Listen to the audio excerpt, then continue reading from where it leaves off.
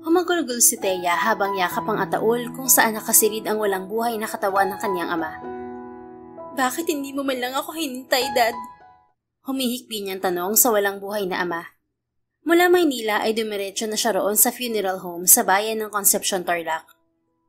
Binawian po siya ng buhay pagkatapos ng surgery, ma'am. Saktong tumawag kayo at sinabing pauwi ka na. Sabi ni Gerald, ang assistant ng kanyang ama. Muli siyang yumakap sa kabaong. Naninikip na rin ang kanyang dibdib kakaiyak. Ma'am Thea, narito na po si Atty. Alarcon. Maya-maya ay sabi ni Gerald. Nagangat siya ng muka at napatingin sa matangkad na lalaking lumapit. Nakasuot ito ng itim na long sleeve polo at itim ding denim pants. Condolences, Miss Thea. Sabi ng lalaki sa baritonong tinig.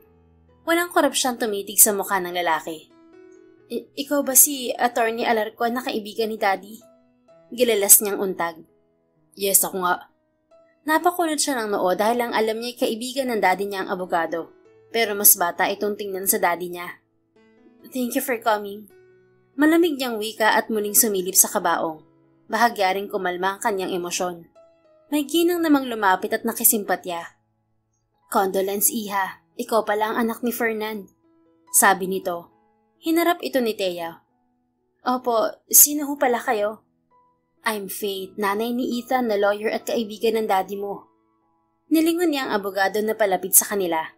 Ethan pala ang pangalan ni Atty. Alarcon. Anak niyo pala siya? Oo, at minsan din ako nagtrabaho sa kumpanya ng daddy mo bilang business consultant. Ilang taon na po si Atty. Alarcon? O sisa niya? 38 na siya. Matanda lamang ng 5 taon sa kanya ang daddy mo. Ikaw, ilang taon ka na, Iha? 23 na po ako. Bata pa palang nag-asawa ang daddy mo, ano? Opo, 19 lang si daddy nung pinakasalan niya si mommy kasi nabuntis ng college sila. Kaso namatay si mommy nung 5 years old ako. I mean, nagpakamatay siya. Hindi na ulit nag-asawa si daddy. Dahil daw sa matinding depresyon kaya nagpatiwaka lang mommy mo. Opo. Nabaling ang atensyon ni Thea kay Ethan na palapit bitbit ang itim na handbag. Saka lang niya napansin ang kagwapuhan nito nang bahagya siyang kumalma. Can we talk, Thea? Tanong ni Ethan. Sige po. Anya. Nagpaalam siya sa ginang at sumunod kay Ethan. Tinabihan niya ito sa bench. Kamusta po si Daddy nung huli kayong nag-usap? Tanong niya sa lalaki. I'm aware of Fernand's health condition, and since he was diagnosed with coronary heart disease, he asked me to finalize his last will. Sinabi rin niya ang dapat kong gawin once bigla siyang nawala. Anito, nilamon naman si Thea ng guilt dahil nitong nagdaang 2 buwan ay wala siyang paramdam sa kanyang ama. I'm feeling guilty. Dad called me last week but I ignored him. Tinawagan lang ako kagabi ni Kuya Gerald at nakausap ko si Daddy bago siya isalang sa surgery. Yun na pala ang huling pag-uusap namin. Nabanggit sa akin ng daddy mo na sa Maynila ka na raw nakatira, kaya hindi ka niya maobligang tulungan siya sa negosyo. Oo, nasanay na kasi akong tumira sa Manila after college. Hindi naman ako kinukulit ni Daddy para sabihin ang problema niya. Binigyan pa niya ako ng pera pambili ng condo unit. Kaya wala akong alam na may malala pala siyang sakit. It's my fault too. I didn't ask about Dad's health status. I'm a selfish and irresponsible daughter. Anya, muling nagpuyos ang kanyang damdamin at napahagulgol. Humagod sa kanyang likod ang kamay ni Ethan kaya napaiyak siya sa pantipuno nitong dibdib. Magpahinga ka muna, Thea. Saka na tayo mag-usap tungkol sa kumpanya ng daddy mo pagkatapos ng libing. Maya-maya ay sabi ni Ethan. Umayos naman siya ng upo ng mahimasmasan. Salamat, attorney, kasi hindi mo iniwan si daddy. Naikwento ka niya sa akin minsan at sabi niya may bago siyang abogado na kaibigan niya. Dad trusted you, and I need to trust you too. Thank you. I will do my best to help you for the company. Tumayo na ito. Hindi na pala ako magtatagal. Babalik na lang ako sa last night ng burol at sa libing. Marami pa kasi akong aasikasuhin sa kumpanya nyo. Pagkuha na ipaalam nito. Sige, attorney. Salamat. Sinundan niya ng tingin ng lalaki. Antikas nito. Makisig ang pangangatawan. Ang lakas ng dating sa kanya kahit na malayo ang agwat ng edad nila. Nilapitan naman siya ni Faith na ina ni Ethan. Umalis na pala ang anak ko? Wika ng ginang. Opo, at mukhang pagod na siya. Maghapon kasi nasa trabaho si Ethan. Minsan may hearing pa siya sa korte. Umupo sa kanyang tabi ang ginang. May asawa na po ba si attorney, tita? Hindi na timping tanong ni Thea. Tipid nang umiti ang ginang at bumuntong hininga. Wala pa, mukhang wala na ata siyang balak mag-asawa. Kung sa bagay, 5 buwan pa lang ang nakalipas noong hiniwalayan niyang girlfriend niyang flight attendant. Bakit po? May lihim na karelasyon pala yung babae at pinsan pa ni Ethan sa father's side. Naalala rin niya ang huling boyfriend niyang piloto na ipinagpalit siya sa flight attendant din. Flight attendant din po ako, tita, pero wala pang 1 taon sa trabaho. Sabi niya. Talaga? Bagay sa'yo ang trabaho mo, Thea. Maganda ka, matangkad, at balita ko'y ligawin ka rin. Natawa siya. Ewan ko nga rin po, mabilis ako ma-in love. Naka5 boyfriend na din ako. Nako, bata ka pa, huwag kang magmadali, iha. Pumili ka ng lalaking may paninindigan. Kahit hindi ka gwapuhan, mas mainam kung mas mature ang lalaki. Halos lahat naman po ng naging boyfriend ko ay mas matanda sa akin ng mahigit 5 taon, pero niloko pa rin ako. Malas po ata ako sa pag-ibig. Makakatagpo ka rin ng the right one, iha. Sana nga po, pero ipapahinga ko muna ang puso ko lalo't biglang nawala si daddy. Mag-focus muna ako sa negosyo niya. Kung sa bagay, paano palang trabaho mo sa Maynila? Magre-resign na po ako. No choice, nag-iisang anak ako ni daddy. Wala na bang ibang kamag-anak ang daddy mo? Wala po, nag-iisang anak po si daddy at wala na rin ang parents niya. Malalayo ng ibang kaanak niya. Tatango-tango lang ang ginang. 4 na araw na iburol ang daddy ni Thea. Pagkatapos ng libing ay 1 araw lang ang kanyang pahinga. Kailangan kasi niyang dumalo sa board meeting ng kumpanya. Kuya Gerald, dumating na ba si Attorney Alarcon? Kabadong tanong niya sa assistant. Patungo na sila sa conference room ng kumpanya. Parating na po siya, ma'am. Tura ng lalaki. Hintayin na lang kaya natin siya bago tumuloy sa conference. Kayo pong bahala. Pero kailangan ko na pong mauna para may handa ang kailangan sa meeting. Sige, dito na lang muna ako sa lobby. Lumuklok si Thea sa couch sa lobby kaharap ng conference room. May 20 minutos rin siyang naghintay bago dumating si Ethan. Nakasuot ito ng Amerikana bitbit ang itim na handbag. Good morning, attorney. Napatay ang bati niya sa lalaki. Thea, bakit narito ka sa labas? Nasaan si Gerald? Hinihintay po kita. Nauna na sa conference room si Gerald. Okay, let's get inside. Yaya nito. Sumunod naman siya rito. Naroon na sa silid ang 5 board of directors na puro lalaki. May ilang matatanda na. Kaagad namang nagsimula ang pagpupulong. Who will be the next chairman of the company? Tanong ng matabang lalaki. Mr. Zamora has only 1 heiress, and automatically, she will be the next chairwoman of the company. Ani Ethan. How can she do her duties, attorney? She was never exposed in business. Anong alam ng isang flight attendant sa pamamahala ng sugar and cooking oil manufacturing company? May panguuyam namang tanong ng lalaking puti na ang buhok. Thea is a smart woman who can easily adopt business rules and operations. Her dad left a notarized last will to secure the company's future. Huwag kayong mag-alala, hindi malulugi ang kumpanya. All stockholders will still enjoy the benefits of the company. Depensa ni Ethan. Gusto naming malaman kung ano ang habilin ni Mr. Zamora, attorney. Wika ng matabang Ginoo. Binasa naman ni Ethan ang nakasulat sa last will. May kopya rin ito si Thea kaya binasa rin niya. Nanlaki ang mga mata niya nang mabasa ang personal last will ng daddy niya. Seryoso ba to? Manghang-untang niya habang nakatitig kay Ethan na nagbabasa. Inawat niya ito sa pagsasalita. What's the matter, Miss Thea? Kalmado nitong tanong. Seryoso ba si daddy sa last will niya? Hindi makapaniwalang tanong niya. Yes, at may recorded conversation kami tungkol sa last will. Dagdag yun bilang katibayan. Paano hindi siya mawiwindang? Nakasulat sa last will ng daddy niya na kailangan siyang pakasalan ni Ethan. Then, you accepted Dad's wish? Yes, it's the only way to help a good friend. Walang abog nitong turan. Sa halip na magprotesta ay ginupo siya ng hindi mawaring pananabik. Aminado siya na na-love at first sight siya kay Ethan, ngunit nahihiya lamang siya rito. Sasabihin mo rin ba sa board of directors ang tungkol sa kasal? Tanong niya pagkuwan. Umisod palapit sa kanya ang binata. Once na-announce ko tungkol sa kasal, kailangan mong depensahan to, Thea. Baka kasi magduda ang iba dahil hindi sila updated sa ibang desisyon ng daddy mo. Para maisakatuparan ng hiling ng daddy mo, sabihin nilang natin na matagal na tayong magkarelasyon. Pabulong nitong wika. Na-excite si Thea sa ideya nito. Sige, ako ang bahala. Sang-ayon niya. Muli namang kinuha ni Ethan ang atensyon ng mga kasama nila at itinuloy ang pagbabasa ng last will. Nawindang ang mga ito nang marinig ang tungkol sa kasal. Bakit biglang naisip ni Fernand na ipakasal ang nag-iisa niyang anak sa iyo, attorney? Parang imposible ata. Reklamo ng payat na Ginoo, si Mr. De Guzman. Tumayo na si Thea at taas noong dumipensa. Mawalang galang lang po mga Ginoo. Hindi lang po si Dad ang may kagustuhan na maikasal kami ni Ethan. Ethan and I were in a relationship for almost 2 years now, and I asked Dad's permission to marry him. Wala naman sigurong mali roon kasi nagmamahalan kami. Anya. Umugong na ang bulungan ng mga Ginoo, may ilang nagdududa at umaangal. Nang manindigan si Thea ay wala na rin kumontra at iginalang ang desisyon ng kanyang ama.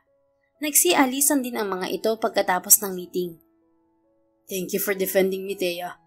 Ani Ethan nang silang dalawa na lamang ang naiwan sa silid. Tama naman ako eh. Si Daddy ang may-ari ng kumpanya kaya karapatan niyang magdesisyon kung sino ang papalit sa kanya. At dahil ako ang nag-iisang tagapagmana, may karapatan akong mamili kung sino ang makakatuwang ko sa negosyo. Confident niyang sabi. Lumipat siya sa tabi ni Ethan at binasa ang ibang papeles na hawak nito. Why aren't you protesting about the marriage? Nakangiting tumitig siya rito. Dad never trust anyone when it comes to business except you. Meaning naniniwala siya sa kakayahan mo, attorney. At tiwala siya na hindi mo siya bibuguin o lolokohin. Nabaling sa papeles ang atensyon ng binata. Seryoso pa rin to. I didn't refuse your dad's wish because his company means everything to me. Teka, paano pala kayo nagkakilala ni Daddy? Naging kaklase ko siya sa law school sa Maynila. Naging close kami kasi pareho kaming pinanganak dito sa Tarlac. Sa Maynila lang ako lumaki pero bumalik din ako rito after passing the bar exam. Naengganyo si Fernand na pasukin ng negosyo, kaya nag-focus na siya sa business. Kwento nito. Oo nga pala, lawyer din si Daddy pero inaral niya ang business kasi yun ang gusto niya. Parents lang naman niya may gusto na maging abogado siya. Pero nabanggit ni Daddy noon na sinalo lang daw niya ang G99 Food Manufacturing Corporation kasi nalugi. Hindi ko na maalala ang ibang detalye. Biglang tumahimik si Ethan at abala na sa pagbabasa ng papeles. Kailan pala tayo ikakasal? Maya-maya ay tanong niya sa binata. Napatitig to sa kanya. Seryoso pa rin. Anytime you're ready, Thea. I will settle all we need. Kung ako masusunod, kahit sa West na lang tayo ikasal.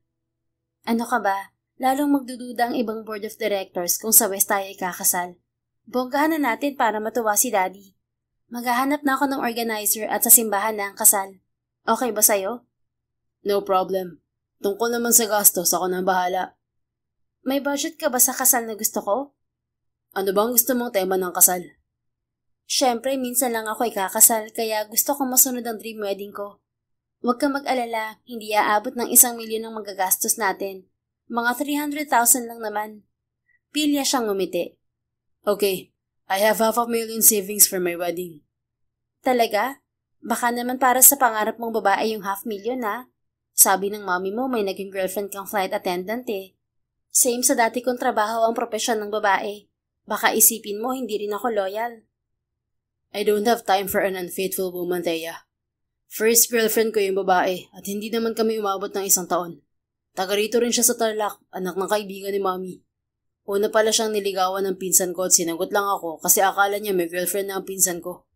Habang malayo siya, lihim pala silang nakikita ng pinsan ko sa Maynila. Nalaman ko ang kalokohan nila mula sa pinsan ko ring piloto. Bihira na talaga ang loyal na partner sa panahon ngayon. What about you? Sabi ng daddy mo masyado kang mapusok sa lalaki. Nakailang boyfriend ka na raw. Natawa siya. Siguro ako talaga may problema kasi sobrang nag-i-invest ako sa relasyon at mabilis akong ma-obsess sa lalaki. Lalo na kapag nakitaan ko na katangi ang pasok sa standards ko. Pero sa bawat kabiguan, may natututuhan ako. Maturity hits different when choosing someone we want to be our partner in life. That's right. And I hope you already learned your lesson. Masyado ka pang bata para masabing nasa final stage ka na ng maturity. Once you carry huge responsibilities like having a family, you will realize how a tough adulthood life is. It's like facing the never-ending war for survival. You're just lucky. Your dad left you lifetime benefits na siguradong hindi ka maghihirap. I agree. Late ko na rin na-realize na tama lahat ng sermon ni Daddy noon na pilit kong pinalulusot sa kabilang tenga. Our parents will never decide for us to put our lives at risk. They always prioritize our best future. Yung hindi sila mag-aalala sa atin oras na mawala sila. Nagsisi ako kasi hindi ko na maibabalik yung time na dapat ay pinadama ko kay Daddy na mahal ko siya. Nakalimutan ko na maiksi lang ang buhay, na walang specific time kung kailan mawawala ang mga mahal natin sa buhay. Dad's death is the biggest lesson I got from my entire existence. Hindi porke bata pa ang parents natin ay okay lang na baliwalain natin sila kasi magtatagal pa sila sa mundo. But the saddest reality is God takes our loved ones without warning. The time that we're not prepared. Emosyonal niyang pahayag. Bago pa pumatak ang kanyang luha sa papeles ay maagap na yung pinahid ni Ethan gamit ang panyo nito. Kung hindi ka pa ready magpakasal, pwede naman nating madelay yun. Sabi nito. Pinigil naman ni Thea ang pagluha. Okay lang ako. Mas mapapanatag ako kung matutupad ko lahat ng nasa last will ni Daddy. We will get married as soon as possible. Babalik lang ako sa Maynila sa Monday para asikasuhin ang resignation ko. Pagkatapos, aayusin ko ng papeles para sa kasal. Okay, I will do my part too. 2 linggo ang inilaan ni Thea sa pag-aasikaso ng kanyang papeles. Linggo ng gabi siya umuwi ng Tarlac matapos maibenta ang kanyang condo unit. Nasurpresa siya nang madatnan sa bahay nila si Ethan. Kanina ka pa ba rito, Ethan? Tanong niya sa binata nang makababa siya ng kotse. Kararating ko lang. Late ko na nabasa ang text mo at sinabing wala ka pa rito. Anito, tinulungan na siya nitong maghakot ng kanyang gamit mula sa compartment ng kotse. Pasensya na, hindi ako natuloy sa pag-uwi kahapon kasi hinintay ko ang payment sa ibebenta kong condo unit. It's okay. Bukas ko pa naman kailangan ng papeles na pipirmahan mo. Sabay na silang pumasok ng bahay at pinaubaya sa gwardya ang ibang gamit. Nag-dinner ka na ba, attorney? Pagkuha na itanong niya. Not yet. Tamang-tama, dito ka na kumain. Nakapagluto na rin ang kawaksi kaya dumiretso na sila sa kusina. Sumunod naman sa kanyang binata. Pinaghila pa siya nito ng silya sa harap ng lamesa. Naayos ka na pala lahat ng kailangan ko sa kasal. Pwede na siguro tayo magpakasal last week of this month, no? Anya. Pwede rin. Wala naman ako nakalinyang hearing this month dahil nakafocus ako sa kumpanya mo. Ready na rin ang papeles ko para sa kasal. Napapangiting tumitig siya sa binata. Namiss niya ito dahil 2 linggo siyang nasa Maynila. Lalo itong gumwapo sa paningin niya. Alam na ba ng family mo na ikakasal na tayo? Excited niyang tanong. Yes, alam na ni Mommy. Eh ang dad mo, mga kapatid? Wala na ang dad ko. Namatay siya sa aksidente 6 years ago. Nag-iisang anak lang din ako ng parents ko. Matagal na silang hiwalay at may bagong asawa si Mommy pero walang anak. Ganun ba? Pareho pala tayo na wala ng tatay. Maswerte ka pa rin kasi nariyan pa ang mommy mo at supportive sa lahat ng ginagawa mo. Bakit pala naghiwalay ang parents mo? Umusisa na siya. Nasakal si Mommy sa sobrang strict ni Daddy at possessive. Madalas silang mag-away at nagkakasakitan. 10 years old ako nung iniwan namin si Daddy at nanirahan kami sa Maynila, sa parents ni Mommy. Hindi talaga natin masabi kung may forever sa love, no? Nagbabago kasi ang tao. Komento niya. Wala nang imik si Ethan. Kumain na sila nang maihain ng kawaksi ang mga pagkain. Ano pala ang business ng mami mo ngayon, Ethan? Maya-maya ay tanong niya. May farm resort sila ng asawa niya. Wow, kasing lawak ba yun ng farm namin? No, mas malawak ang farm nyo dahil doon ang main source ng palm oil at sugarcane. Hindi ko pa nabisita ang farm namin. Sabi ni Daddy, nabili na rin niya ang kabilang lupain. Oo, kaya umabot na sa 30 hectares ang farm nyo. Dumami na kasi mga hayop at nagtanim pa ang mga tauhan nyo ng ibang prutas at gulay. Ang bagong lote ay para lang sa sugarcane kasi tumataas ang demand ng asukal. Nasabik naman si Thea na mabisita ang farm nila doon lang din sa Concepcion. Kung hindi ka busy, bisitahin naman natin ang farm, pwede? Hiling niya. Sure, next Saturday libre ako. Pwede tayong magstay sa farm hanggang Linggo. Tapos magpiknik tayo sa ilog ah. Naghihintay siya nangingiti si Ethan. Ngumiti nga ito ngunit pilit. Napakaseryoso nito palagi pero gwapo pa rin talaga. Pagkatapos ng hapunan ay pinirmahan ni Thea ang papeles na dala ni Ethan. Niyaya niya ang binata na doon matulog ngunit mariin itong tumanggi. Hinatid lang niya to sa labas. Pwede bang dito ka na tumira once nakasal na tayo, Ethan? Ayoko kasing iwan ng bahay. Anya. Ilang sandaling tinitigan siya nito na tila hindi makapagdesisyon. Ayaw mo ba sa bahay ko? Wala naman akong kasama ron dahil sa farm na naglalagi si Mommy. Anito pagkuwan. Mas komportable ako rito. Pwede naman tayong bumisita sa bahay mo. Okay, kung saan ka komportable. Salamat.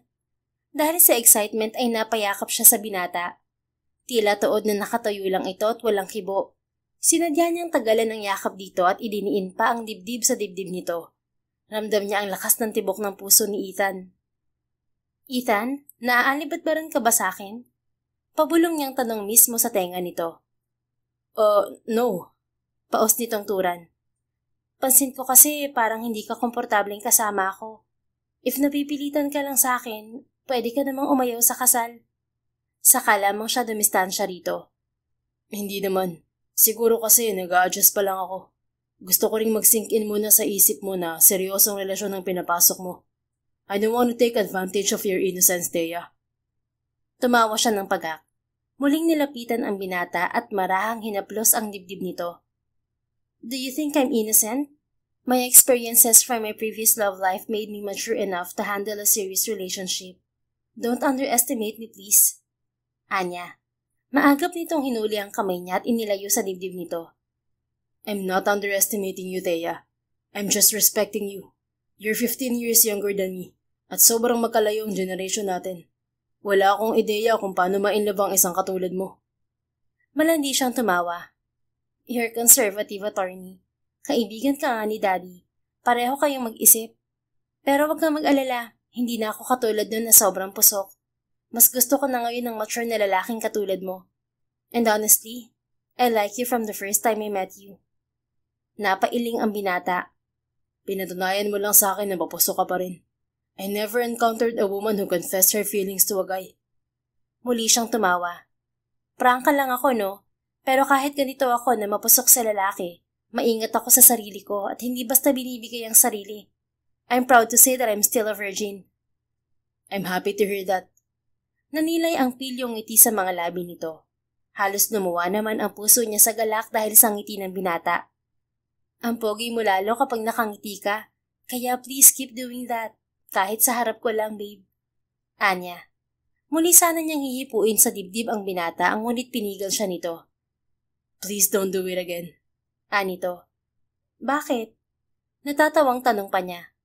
I can't stop my heart from beating erratically. Natigilan naman siya nang lalong magwala ang kanyang puso sa kilig. Aalis na ako, magpahinga ka na.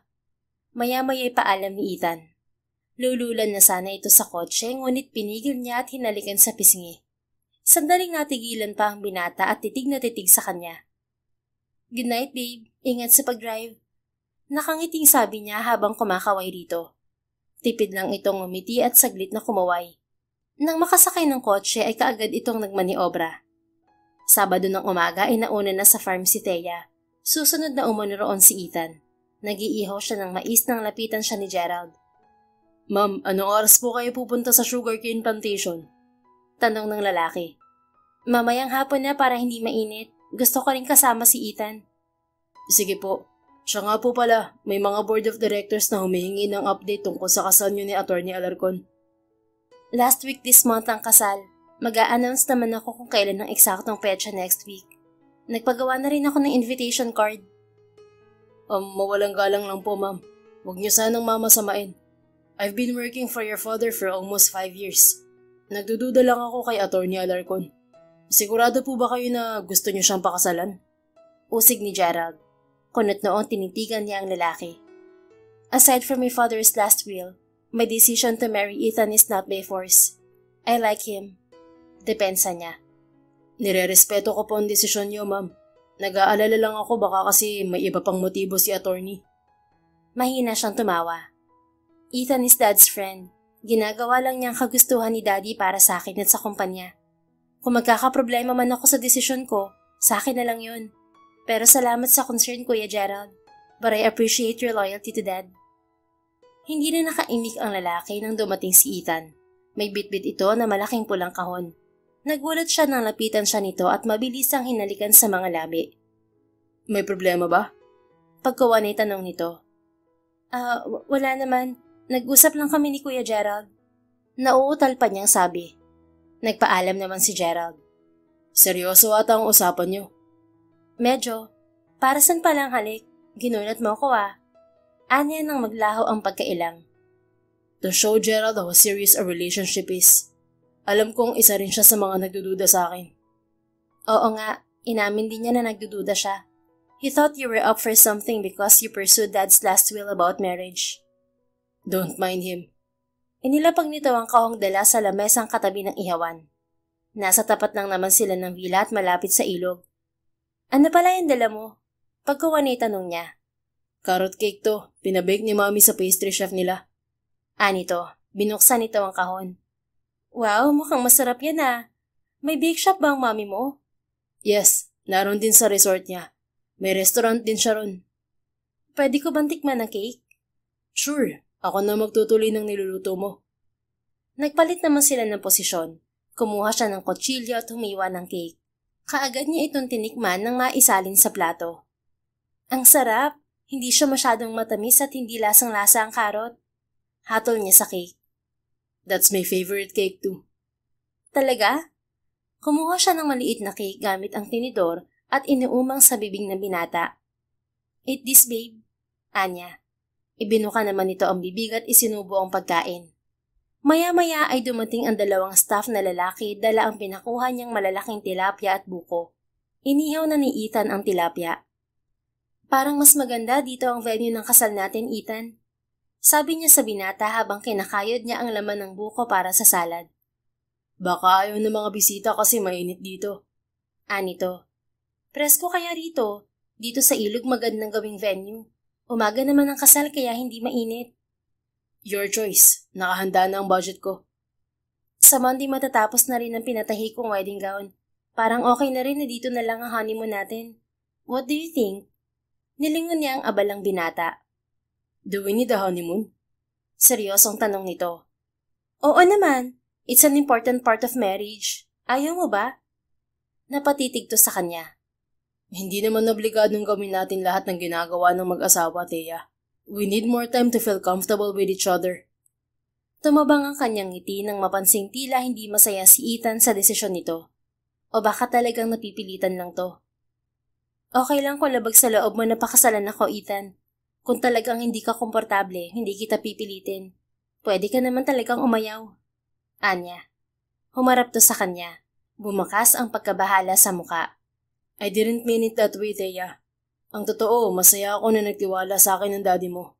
Nag-a-adjust pa ako kasi hindi ko pa alam kung paano mag-handle ng ganitong sitwasyon. Nagkanobya ka pero hindi ka ready sa commitment? Now I know why your ex betrayed you. Maybe she found you boring. Nangunot ang noo ni Ethan. Do you think I'm boring? Angal nito. Namaywang siya. Medyo, kasi minsan parang takot ka magpakita ng emosyon. Hindi ko tuloy mahulaan kung masaya ka ba o malungkot sa pagpapakasal. Ang nakikita ko lang parang napipilitan ka. I'm sorry. Nasanay kasi ako sa environment na puro seryosong tao at sitwasyon nakaharap. I don't have time for a joke or an easy-go-lucky life. Kung sa bagay, hindi biro ang environment ng isang abogado. Humaharap ka sa pressure sa buong buhay mo. Naiintindihan ko na kung bakit palaging stress si daddy noon, kaya minsan ay ayaw akong kabanding. Anya, itinuloy na niya ang ginagawa. Wala namang komento si Ethan. Matapos ang halos 2 linggong preparasyon sa kasal, ay nasunod din ang gusto ni Thea na sa farm ang venue.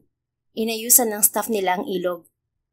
Congrats and welcome to our family, Thea. Bati ni Faith na ngayoy ganap ng biyena ni Thea. Thank you, Mommy. Salamat din sa lahat ng effort at bonggang catering, lalo na sa cake namin. Anya at nakipagyakapan sa ginang. Tumuloy na sila sa lamesa ng mga pagkain. 5 layers ang wedding cake nila at maraming cupcakes. Hindi dumalo ang 2 board member na against sa last will ng daddy mo, Thea.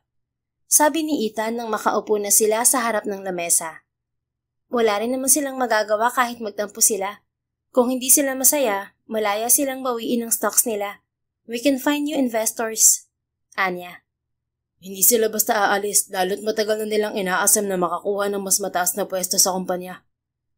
Hindi sila ang masusunod, Ethan. May napili na akong uupong CEO at yung loyal lang kay Daddy. Ikaw naman ang magiging presidente ng kumpanya. Kung ibibigay ko kasi sa'yo ang posisyon ng CEO, baka mahirapan ka na mag-manage ng time mo. I will support your decision. Hindi mo na ako hahawak ng malalaking kaso para matutukan ko ang kumpanya at magabayan ka. Huwag mo akong intindihan, babe. Gerald promised to help me. Do you trust Gerald? Napatitig siya sa asawa. Bakit parang nagdududa ka na rin kay Gerald? Usig niya rito. May pagkabalimbing kasi siya. Close rin siya sa 2 board members na reklamador. Huwag ka munang magkuwento kay Gerald tungkol sa mga plano mo at sa sitwasyon natin. Mahirap na magtiwala sa mga taong close sa lahat. May point ka naman. Tinatandaan ko lahat ng payo mo at hindi kita bibiguin. Tipid nang ngumiti si Ethan. Kahit na tipid itong ngumiti ay sobrang saya na niya kapag nasisilayan yon. Maya-maya ay tumayo na sila at sumayaw. Dito na tayo matulog sa villa hanggang bukas, Ethan. Pinalagyan ko ng aircon ng kwarto. Anya habang kasayaw ang asawa. Seryoso ka ba talaga na dito ang honeymoon natin?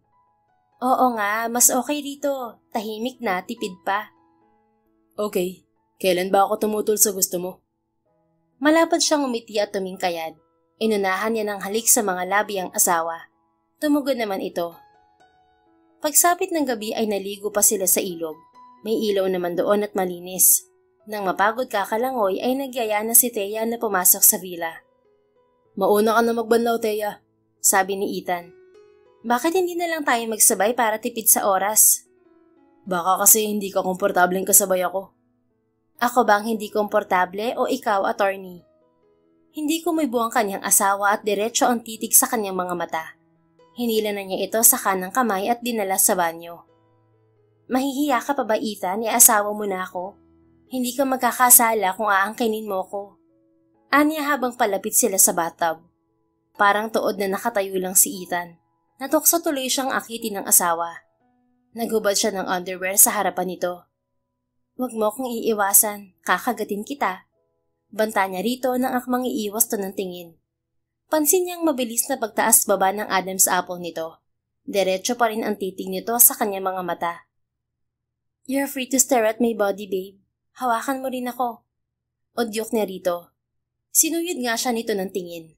Nilapitan pa niya ito at siya na ang naghubad ng boxer nitong suot. Stop thinking I'm still innocent, Ethan. I'm ready to be your wife and willing to serve you. Pabulong niyang wika habang banayad na hinahaplos ang matipuno nitong dibdib. Let's take a bath, sabi nito. Nauna na itong lumublob sa tub na may tubig. Sumunod naman siya at pumwesto sa harapan nito. Hindi ako makapaniwala na sa edad mong yan ay parang takot ka pa rin makipagtalik, Ethan. Nasobrahan ka ata sa pagiging gentleman. O baka naman may gender issue ka. Natatawang sabi niya. Mariing kumunot ang noo ng kanyang asawa. Don't underestimate me, Thea. Ayaw ko lang isipin mo na abusado akong lalaki. Oy, hindi ko iniisip yan, no? Itinuwid niya mga paa at isinampa sa hita ni Ethan ng isa. Natigilan siya nang masagi niya ang alaga nito. Thea, don't push my limit. Namumurong sabi nito.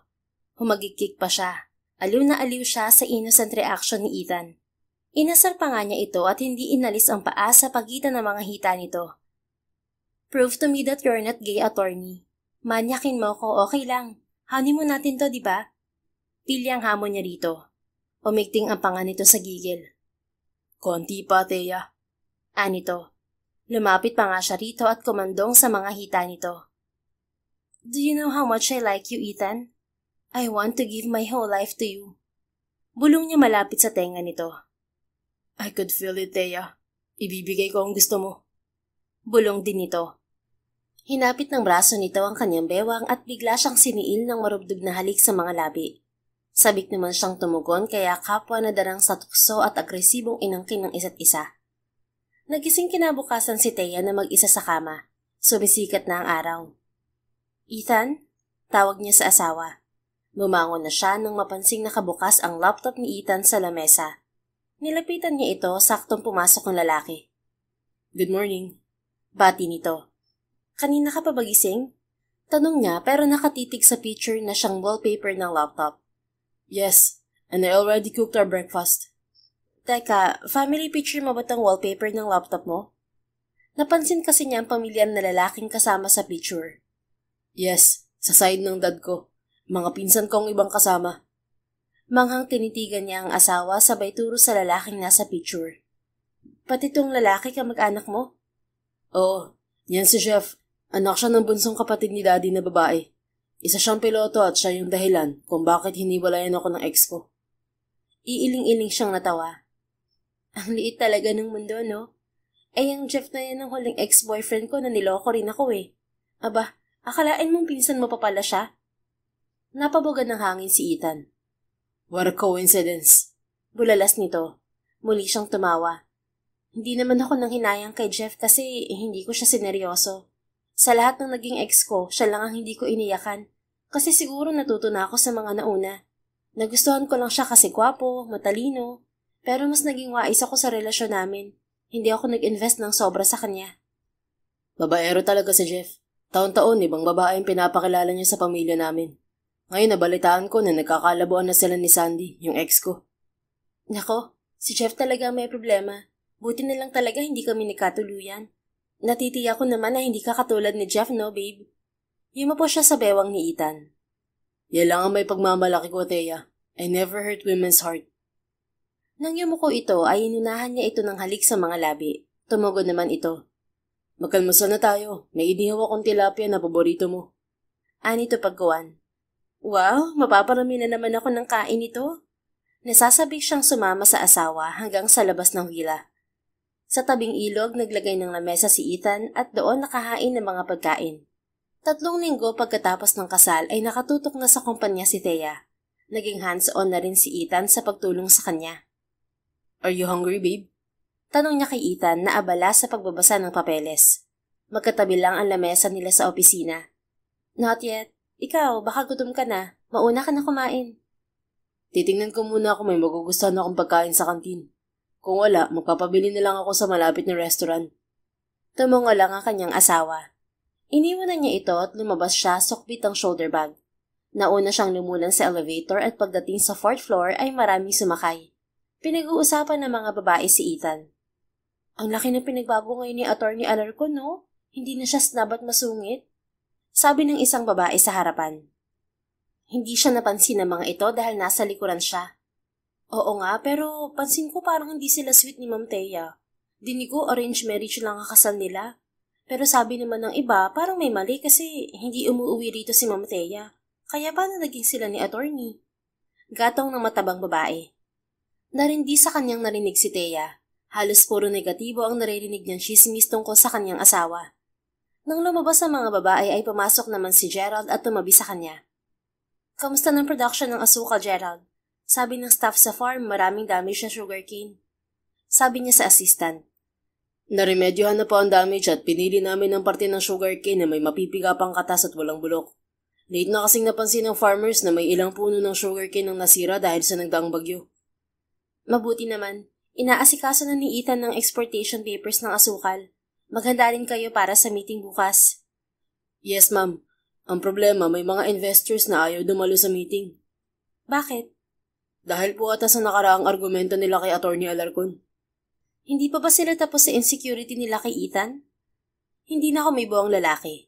Nang huminto ang elevator ay lumabas na siya at dumiretso sa kantin. Pagbalik ni Thea sa opisina dala ang pagkain ay nadatnan niya roon si Mr. De Guzman, ang investor na galit kay Ethan. Thea is here. You can tell her your concern personally and stop complaining behind her back. Sabi ni Ethan sa Ginoo. Natigilan naman sa palatak nito ang Ginoo nang mapansin si Thea. Tuluyan siyang lumapit at inilapag sa lamesa ang pagkain. Ano pang problema, Mr. De Guzman? Mahinahon niyang tanong. I'm just confused, Thea. Your father promised to appoint me as the new CEO or president this year. And I never forget he once mentioned about the arranged marriage between you and my son Alfred. Sabi ng Ginoo. Oh, sorry about that. Firstly, my dad never interfered with my love life. Secondly, the CEO position appointment is based on the company's qualification standard. Pangatlo lang kayo sa may pinakamataas na stock sa kumpanya kaya inilagay ko kayo sa general manager position. Nakabase rin sa kakayahan nyo. Paliwanag niya. I can't believe it. I'm sure Ethan manipulated you since he knew everything about the company. Even those confidential files. I've been your dad's friend since high school.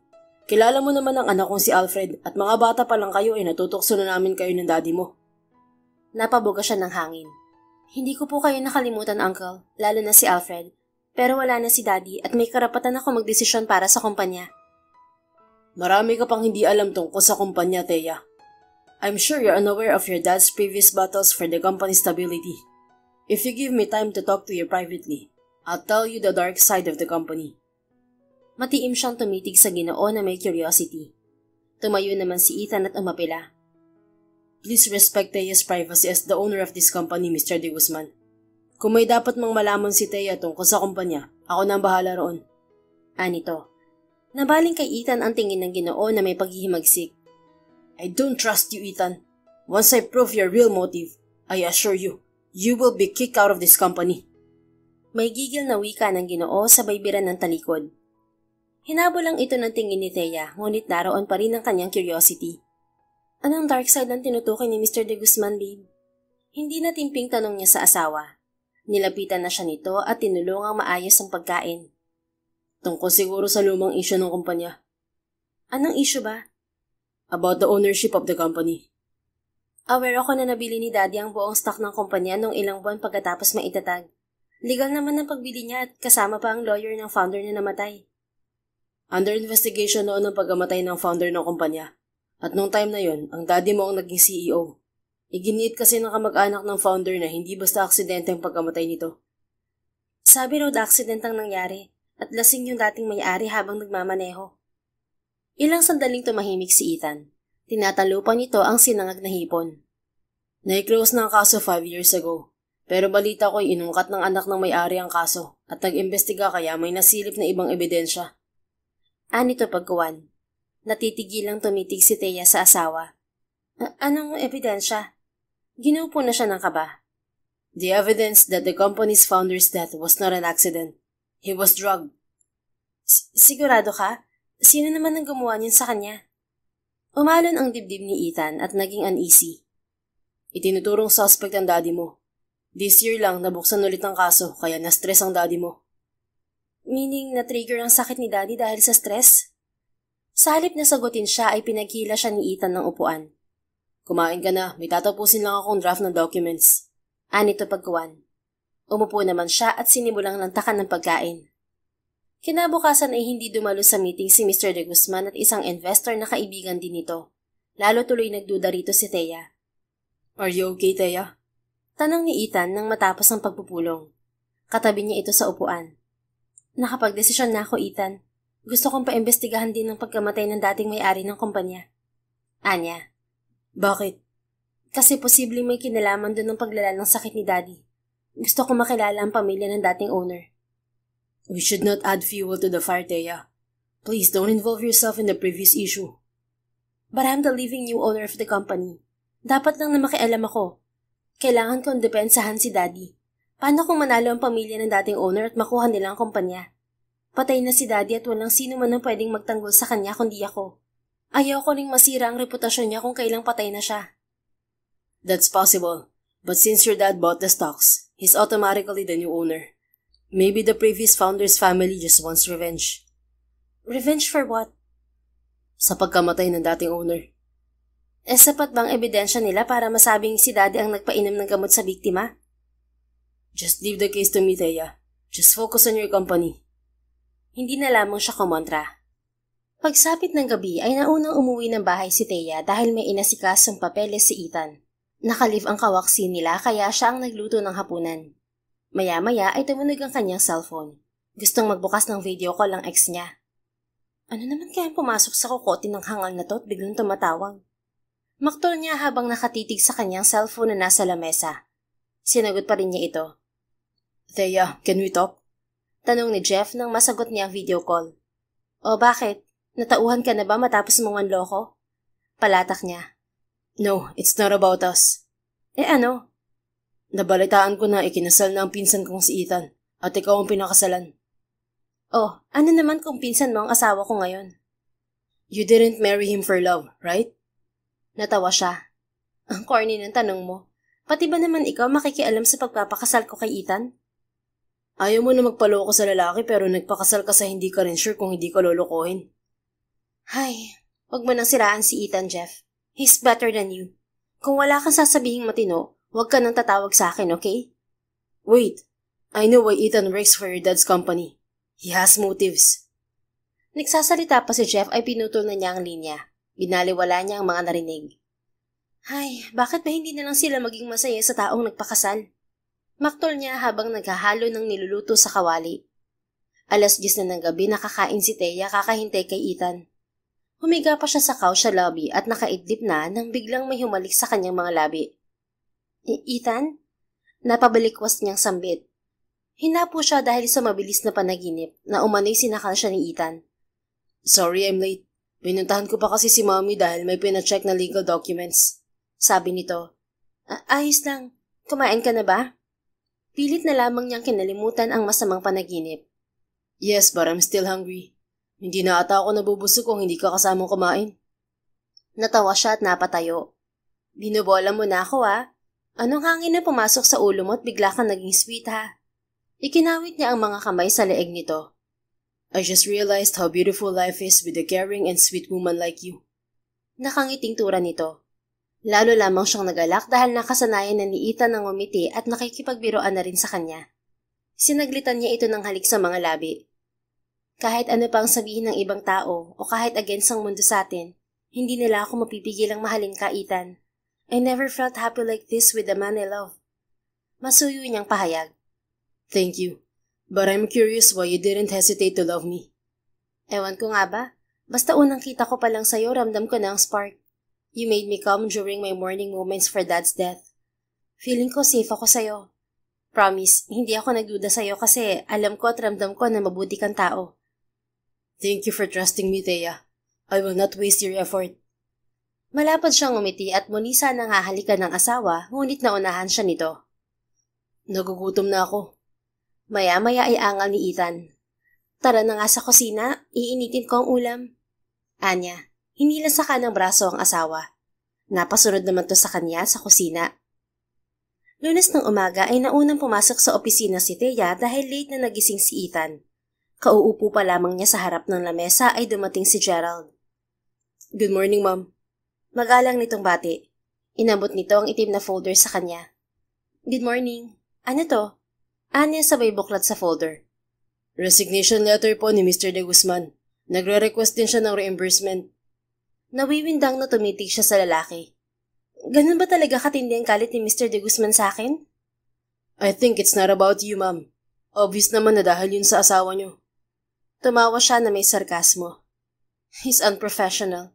Pero sige, tatanggapin ko ang resignation niya, pero hindi ka agad maibibigay ang reimbursement niya. I will consult to Ethan first. Sige po. Aalis na sana ang lalaki. Wait lang, Gerald. Tigil niya rito. Muli naman siya nitong hinarap. Yes, Ma'am. Matagal mo nang kilala si Mr. De Guzman, di ba? Aware ka naman na kasama na siya ni Daddy since this company started. Meaning, alam mo ang issue noon. Anya. Ang alam ko lang po, pinakaunang investor ng kumpanya si Mr. De Guzman. At siya ang nag-hire sa daddy niyo dahil magkaibigan sila since high school. Hanggang sa nag-invest na rin ng daddy niyo. Mas close ang asawa niyo sa daddy niyo kaya malamang marami siyang alam sa issue noon. O baka nga isa siya sa nag-imbestiga dahil siya ang lawyer ng daddy niyo. But Ethan didn't tell me the complete details. That's suspicious, Ma'am. Napakislot siya nang may kumatok sa pinto. Dumating na pala si Ethan at mukhang naabutan ang usapan nila ni Gerald. Aalis na po ako, Ma'am. Paalam ni Gerald. Tumango lamang siya. Lumapit naman si Ethan at sinaglitan siya ng halik sa mga labi. You look anxious, Thea. What's wrong? Tanong nito pagkuwan. Nag-resign na si Mr. De Guzman. Let him leave. Baka hindi na niya kinaya ang pressure. Curious lang ako, Ethan. Pioneer pala ng kumpanya si Mr. De Guzman. So, alam niyang naging issue noon? That's right. And maybe Mr. De Guzman also knew how the company founder died. Nagkwento ba sa'yo si Daddy tungkol sa nangyari? Kasi sabi mo na-reopen ang kaso ng dating may-ari. Lumipat sa likuran niya si Ethan at bigla siyang niyakap. Naninibago siya sa sweetness na pinapakita nito. What if sabihin ko sa'yo na isa ako sa nagpa-reopen ng kaso? Bulong nito. Natitigilang nilingon niya to. Seryoso ka ba? Tipid itong ngumiti at sa halip na sagutin siya ay siniil siya nito ng halik sa mga labi. Do you think I'm stupid, babe? Anito sa malamyos na tinig. Nadistract si Thea at nilamon ng galak ang kanyang puso nang tawagin siya nito sa kanyang endearment. May tiwala ako sa'yo, Ethan. Pero please lang, huwag kang maglihim sa akin. I won't. But there are details that needs to be kept to avoid conflict that may risk your life. Don't worry, I'm on your side, babe. Sasabihin ko rin sa'yo lahat once sigurado na ako sa mga nalalaman ko. Lumayo na ito at umupo sa harap ng lamesa nito. Hinabol niya ng tingin si Ethan. Ang kanyang pagdududa ay nahalinhan ng galak.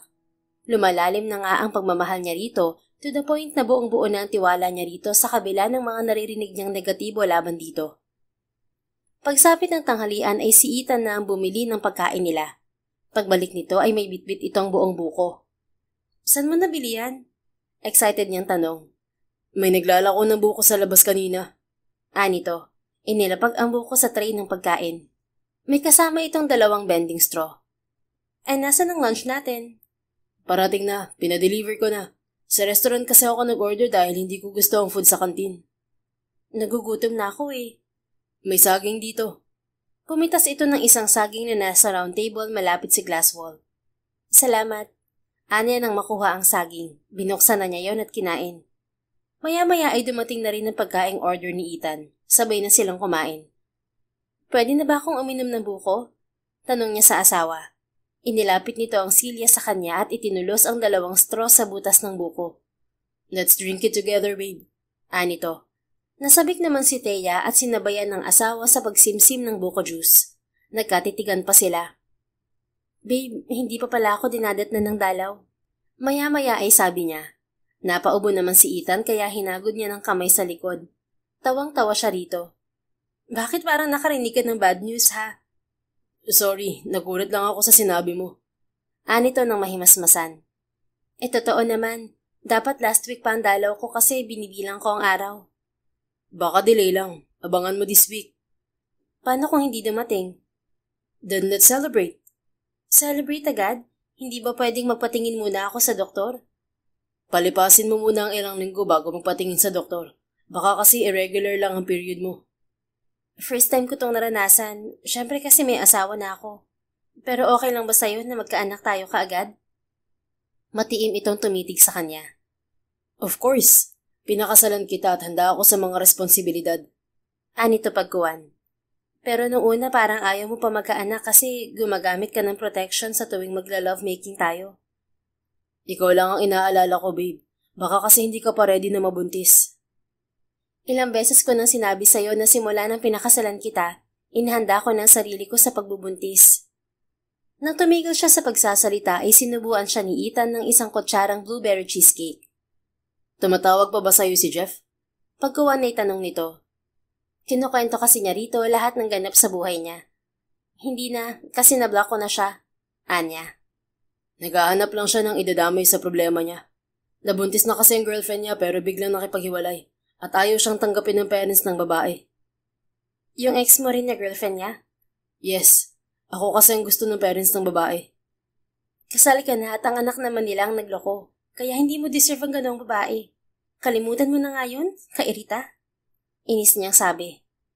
Kalimutan mo na rin si Jeff. Naiinis ako sa tuwing binabanggit mo na kinukulit ka niya. Pilya ang ngiting tinitigan niya ang asawa. Nagsiselos ka rin ba sa pinsan mo, mister? Of course. Naging ex mo siya at lalong nakakainis kasi niloko ka niya. Do you think I'm a deserving woman for you? Seryosong tinitigan siya ni Ethan sa mga mata. Inaamin ko, minsan ko naisip kung worth it bang pakasalan kita. Hindi ko kasi tinitignan ang status mo sa buhay.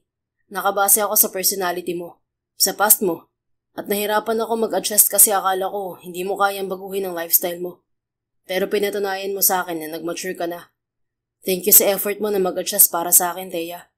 Kaya ginagawa ko makakaya ko para mapantayan o mahigitan ng efforts mo. Malapad siyang umiti at mabilis ang hinalikan sa mga labi ang asawa. Hindi ko rin nakalain na mamahalin kita ng ganito, Ethan. Iba pala talaga ang true love. It pushes us to be more mature and responsible. Hindi lahat nahahandle ng tama ang love, Thea. Some people ruin their lives because of love. Kasi minsan sobra na. Too much love can kill passion, na sana ay makatutulong sa pag-grow ng bawat isa. Kaya minsan nagiging toxic ang relationship dahil sa maling sistema ng pag-ibig. You're right. I once misunderstood love kasi akala ko mapapaligaya na ako nito sa buong buhay ko. Pero pasalamat pa rin ako sa mga naging karanasan ko. Mas naging handa ako sa tunay na pag-ibig. Do you think I'm your true love, Thea? Nainis siya sa tanong nito kaya nakurot niya sa tagiliran ng asawa. Nagdududa ka pa rin ba sa akin, ha? Singhal niya rito. No. Gusto ko lang usigin ka para ma-realize mo kung talaga bang mahal mo ko. Siyempre, mahal kita. But sometimes words are the opposite of our true feelings. Anong pruweba pa bang gusto mo? Namaywang na siya at pinandilatan ng mga mata ang asawa. Biglang natawa si Ethan. Pati ang galit mo, hindi ka panipaniwala. You're like an amateur actress wife. Tudyo nito. Muli niya itong kinurot sa tagiliran kaya napadaing. Ewan ko rin kung bakit hindi ko kayang magalit ng seryoso sa'yo kahit na gusto na kitang tirisin minsan. Ang hirap kasing hulaan ng nasa isip mo, attorney. Kahit nagagalit na ako, deadma ka lang. Tinititigan mo lang ako. Pumalatak na siya. Kung papatulan kasi kita, lalo ka lang maiinis. Isa pa, ayaw ka sa argumentong walang kwenta. Kung sa bagay, hindi ka rin makarelate sa mood naming mga babae. Muli siyang sumimsim ng buko juice. Linggo ng gabi ay dumalo ang mag-asawa sa 80th birthday ng lola ni Ethan sa father's side. Ginanap yun sa resort ng mommy nito. Buhay pa palang lola mo? Bakit wala siya nung kasal natin? Tanong ni Thea sa asawa habang papasok sila sa venue ng party. Pareho silang bughawang damit. Nakadress siya, long sleeve polo at denim pants naman ang suot ni Ethan. Nakalugay lang ang gabaywang niyang buhok na tuwid. Nasa Maynila si Lola noon at isang buwan siya ron sa panganay niyang anak. Anito. Kaya pala, 2 pinsan mo lang sa father side ang dumalo noon. Busy kasi ang iba. Lumapit sila sa matandang nakaupo sa wheelchair. Naunang nagmano si Ethan at sinundan ni Thea. Ikaw ba ang asawa ni Ethan? Tanong ng ginang. Purong puti na ang buhok nito. Opo, ako po si Thea. Nakangiting pakilala niya. Sino ang tatay mo, iha? Si Fernan Zamora po, Lola. Fernan Zamora? Natitigilang tumitig ang ginang kay Ethan. Upang madistract ang ginang ay ibinigay ni Ethan ang regalo nila rito na nasa paper bag. Natuwa naman ang ginang at niyaya silang kumain. Dumating na rin ang ibang bisita at naroon si Jeff. Kumusta na, Thea? Kaswal na bati ni Jeff nang makalapit sa kanya. Heto, masaya na sa married life ko. Confident niyang sagot. Talaga bang masaya ka? Mukhang nahihirapan ka mag-adjust sa pinsan ko. Hindi kaya. Sobrang caring at masarap kasama si Ethan. So, alam mo na rin may dark side si Ethan? Nag-chat ako sa'yo at binigyan kita ng hint tungkol sa background ni Ethan. Mariing kumunot ang noo niya nang maisip ang chat ni Jeff na hindi niya binasa. Na-block na niya ang account nito. Tigilan mo ng paninira sa pagkatao ng asawa ko, Jeff. Huwag kang magpakabayani. Isa ka rin namang manduloko. Napipikong singhal niya sa lalaki. Pilyo itong umiti pero hindi na nakaimik ng akbayan ito ni Ethan. Ano na naman ang trip mo, Jeff? Hindi ka pa ba masaya sa buhay mo at nakikialam ka sa buhay ng iba? May gigil na sita ni Ethan sa pinsan. Alam kong galit ka pa rin sa akin, Ethan. Pero wag mong isipin na binibrainwash ko ang asawa mo. I'm just saving her from your dark plans. Depensa ni Jeff. Itake ko mo ang bibig mo kung hindi ka sigurado sa sasabihin mo. Nakalimutan mo na ata na abogado ang pinsan mo. I handled critical cases at naungkat ko nga ang sekreto mo na tinatago sa angkan natin. Gusto mo bang malaman nila na ilang milyon ang ninakaw mo kay Lola? Nagpanik na si Jeff at nagkunwaring may tumawag sa phone nito. Biglang nagpaalam. Natatawa namang lumapit si Thea sa kanyang asawa. Seryoso ka ba sa pagnanakaw ni Jeff? Usig niya rito. Oo, buhay pa si Lolo ay gawain na ni Jeff na pagnakawan ng mag-asawa. Kaya nga siya nakabili ng condo unit sa Maynila nung nag-aaral pa lang siya ng college. Ang nanay niya, maagang nag-asawa at hindi nakapagtapos ng pag-aaral. Kaya sila ang pinakagipit sa pamilya namin. Lokong yun? Sinabi niya sa akin na naipundran niya ang condo unit mula sa side hustle niya. Hayaan mo na si Jeff. Let's eat. Umupo na sila sa tapat ng lamesa na puno ng pagkain. Pagkatapos kumain ay nilapitan ni Thea si Lola Gloria upang magpaalam. Balisa na ito nang makita siya. Lola, uuwi na po kami ni Ethan. Anya. Sandali, iha. Yung tatay mo ang may-ari ng sikat na brand ng asukal, di ba? Sabi ng ginang. Opo, pero namatay na po ang daddy ko, kaya ako at si Ethan na ang namamahala ng kumpanya. Bakit ka pinakasalan ni Ethan? Mahal ko po si Ethan at gusto ng daddy ko na pakasalan ko siya. Kaibigan po kasi niya si daddy. Mahal ka ba ng apo ko? Ang totoo, hindi ko alam kung sino ang pinakasalan ni Ethan. Nagulat na lang ako na ikinasal na siya at sa anak pa ng taong kinamumuhian niya. Nawindang siya at binalot ng kaba ang kanyang puso. Naguguluhan na siya at gustong usigin ng ginang pero dumating si Ethan. Okay ka na ba, babe? Pwede na ba tayong umuwi? Tanong ng kanyang asawa. Muli na lamang siyang nagpaalam sa ginang at sumama kay Ethan.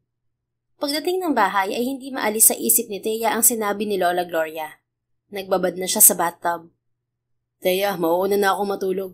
Inaantok na ako. Ani Ethan, tapos na itong mag-shower.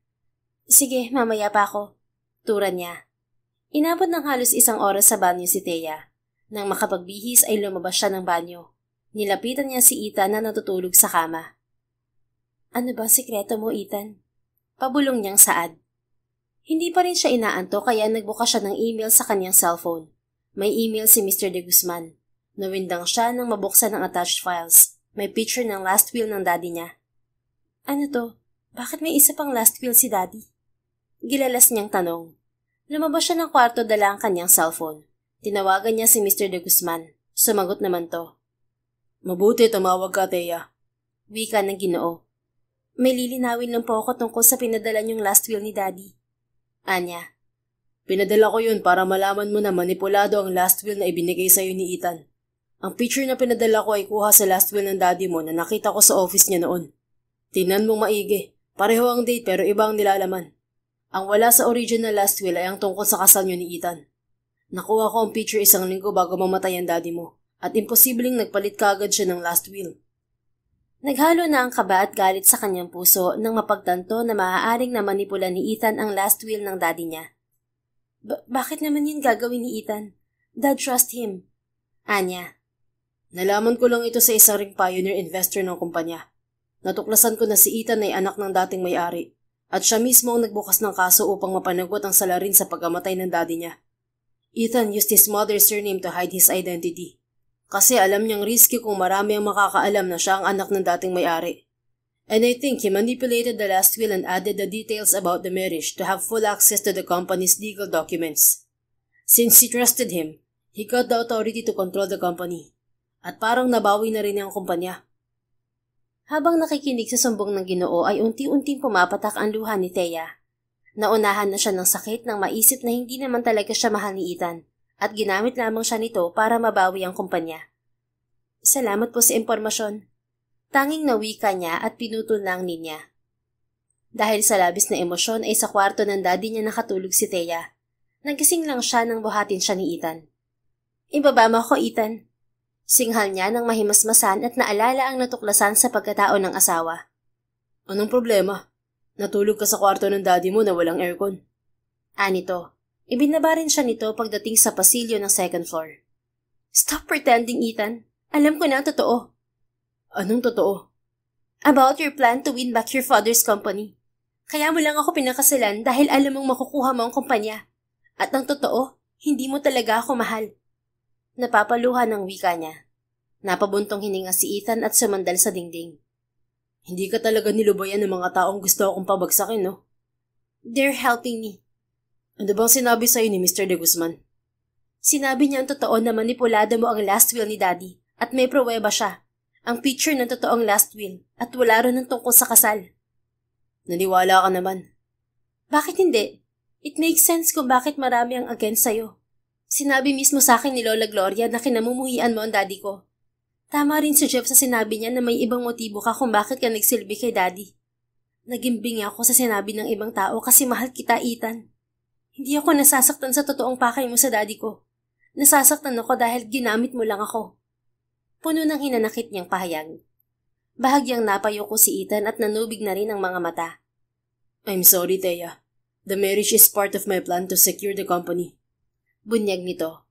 Nilamon na ng galit ang kanyang puso at nasampal ng pagkalakas-lakas ang pisngi ng asawa. Umalis ka! Umalis ka sa harapan ko, Ethan! Gigil niyang singhal. Itinulak na palayo ang lalaki. Listen to me, Thea. May lilinawin ako. Ano pang lilinawin mo? It's over, Ethan. I will file an annulment right away. Pumasok siya sa kwarto at pinagtatanggal sa closet ang damit ng asawa. Inihagis niya sa labas ang mga yon. Thea, calm down first. Please. Samo nito pero pinagsarahan niya ito ng pinto. Bigla siyang nanghina dahil sa labis na emosyon. Humahagulgol na lumuklok siya sa paanan ng kama. Nakatulugan ni Thea ang pag-iyak at nang magising siya'y tanghali na. Nagmadali siyang naligo. Paglabas niya ng kwarto ay naroon si Gerald sa lobby. Anong problema, Gerald? Tanong niya habang pababa ng hagdanan. May re-report lang po ako sa inyo, ma'am. Hindi niyo kasi sinasagot ang tawag ko. Anito. Nilapitan niya ito at kinuha ang inaabot nitong 2 folder na itim. Anong mga to? Pinadala po yan ng korte tungkol sa kaso ng founder ng kumpanya. Malinaw na po na nabili ng daddy niyo ang stocks ng kumpanya on time na nag-declare ng bankruptcy ang dating may-ari. Ang tungkol naman sa pagkamatay ng dating owner, si Atty. Alarcon mismo ang nag-pursue ng kaso para mahuli ang suspect. Batid nito. Oo, dahil siya ang anak ng dating owner. May gigil niyang wika. Alam niyo na rin po pala ang totoo. Noong isang araw ay pinagalat ni Mr. De Guzman sa email ng lahat ng board members ang totoo tungkol sa pagkatao ng asawa niyo. Kaya daw siya pumasok sa kumpanya upang malaman ang anomalya roon. At iginiit na ang daddy niyo ang salarin sa pagkamatay ng tatay niya. Binasa niya lahat ng nakasulat sa papeles. Okay naman pala ang turnover na nangyari sa pagitan ni na daddy at tatay ni Ethan. Bakit sinisisi ni Ethan si daddy? Anya. May ibang dahilan pa po ata ang asawa niyo. Binalaan niya ako minsan na huwag magtiwala kay Mr. De Guzman. Mukhang may alam na siya kung sino talaga ang suspect sa pagkamatay ng tatay niya. Nataranta na siya nang may mapagtanto. Hinanap niya si Ethan. Wala na to sa bahay. Pinaalis ko pala si Ethan. Pwede mo ba akong samahan sa bahay niya, Gerald? Anya sa assistant.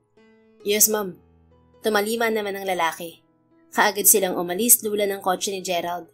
Panaka-naka kasi siyang nahihilo kaya hindi makapag-drive. Pagdating sa bahay ni Ethan ay naabutan nila ito na sana'y bubuksan ng kotse. Ethan! Pigil niya rito. Lumapit ito sa gate at pinagbuksan siya. Nahimasmasan ka na ba? Tanong nito. Nang makapasok ay hinawakan niya ito sa kanang braso. Sorry kanina, nadaig na ako ng galit. Can we talk? Anya. Sa loob ng bahay tayo mag-usap. Yaya nito. Sumunod sila rito ni Gerald. Ano ba talaga nangyayari, Ethan? Atat niyang tanong nang makaupo sa couch katabi ng asawa. Bago kita sagutin, humihingi ako ng tawa dahil naglihim ako sa'yo. Ayaw ko kasing magulo ang plano ko at baka maalarma ang kalaban at baliktarin ako. Which is nagawa na nila. Gusto ko ring malaman mo na wala akong intensyong lokohin ka, Thea. Ang lahat ng effort na pinakita ko sa'yo ay totoo. Sa paglipas ng panahon natutuhan kitang mahalin at wala yun sa plano ko. Gusto lang talaga kitang protektahan. But you taught me how to love you back. Bunyag nito. Nakumbinsi rin siya na mahal nga siya ni Ethan. Naniniwala ako sa'yo, Ethan. Pero gusto kong linawin mo ang totoong nangyari noon. Bakit mo kinamuhian si Daddy? I admit I hated your dad before.